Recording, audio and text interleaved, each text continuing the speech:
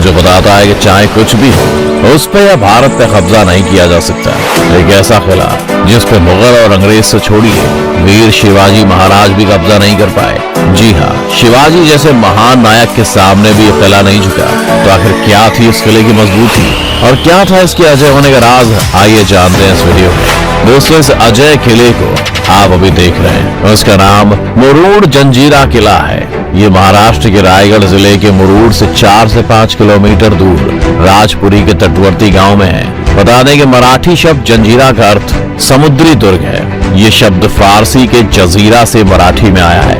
फारसी में समुद्री टापू को जजीरा कहते हैं। मुरुड जंजीरा समुद्री तल से कोई 90 फुट ऊंचा है। 22 एकड़ में फैले इस दुर्ग की नींव 20 फुट गहरी है और इसे बनाने में भी लगभग 22 साल लगे थे।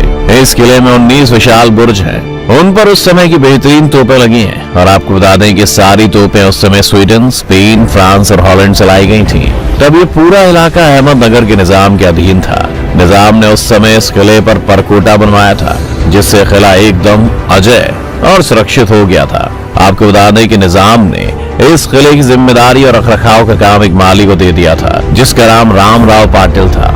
रामराव और कुछ मछुआरे इस किले की देखरेख करते थे, मगर परकोटा बनने के बाद किला अधिक सुरक्षित हो गया।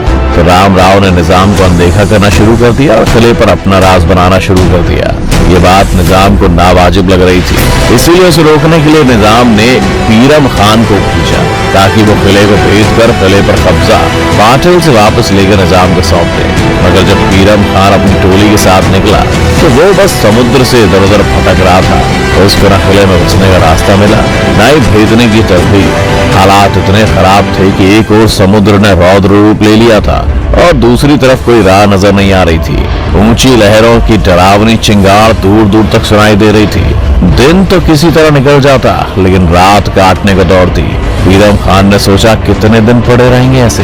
तभी आगे गोलाकार टापू से दिखाई दिया। उस टापू पर उसको जंजीरा किला नजर आया, मगर उसको पता नहीं था कि असली मुसीबत अब उसके सामने आई है। उस किले को फतेह करना लगभग नामुमकिन था।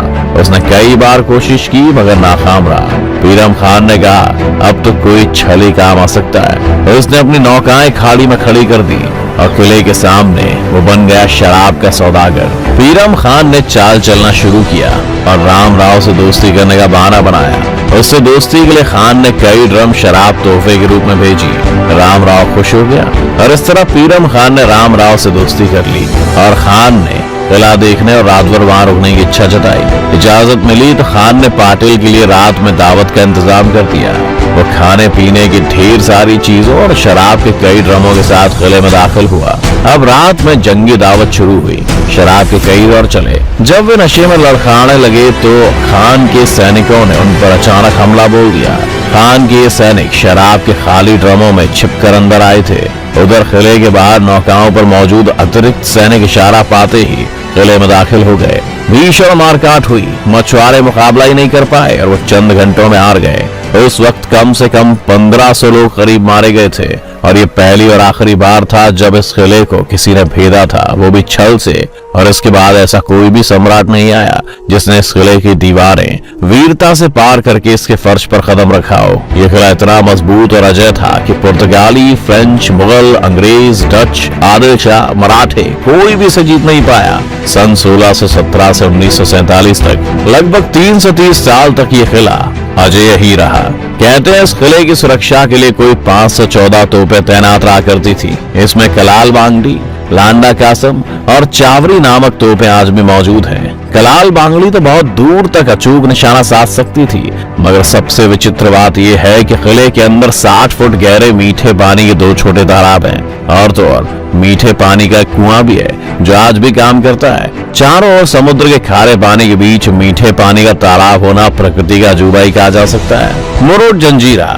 जब पीरम खान ने छल कपट से मछुआरों से यह किला हासिल किया तब लगभग 12 वर्ष वो किले में रहा। सन 1538 में उसका इंतकाल हुआ। उसके बाद निजाम बुरहान ने इसे अपने शिया मंत्री शाह ताहिर को सौंप दिया।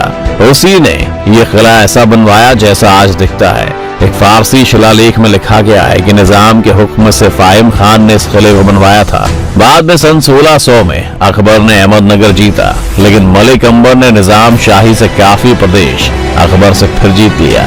मलिक अंबर का काल 1546 से 1626 के बीच का है। 1618 में सिद्दी सुरुल निजाम से जंजीरा की जागीर की सरहद लेकर आया और उसने खुद को जंजीरा रियासत का पहला नवाब घोषित किया।